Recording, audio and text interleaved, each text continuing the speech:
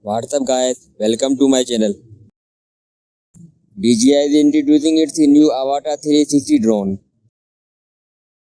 The DJI Avata 360 is an immersive FPV, first person view drone that makes high speed, offering enough capability for experienced pilots. The DJI Avata 360 will capture 360 8K videos, probably the same specifications as the DJI Osmo 360, but can also fly as the normal FPV drone.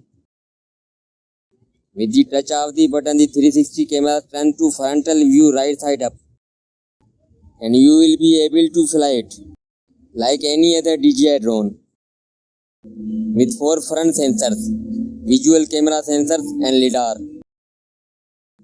2 side sensors have already been spotted on the sides, and it's not expected to also have rear sensors as well. The DJI Avata 360 will have omnidirectional sensing and advanced tracking capabilities for tracking cyclists and cars. The DJI Avata 360 will start with a drone only price of $1,200 and they will try to release it before Christmas. That's all for now. Guys, subscribe my channel for more latest videos. Thanks.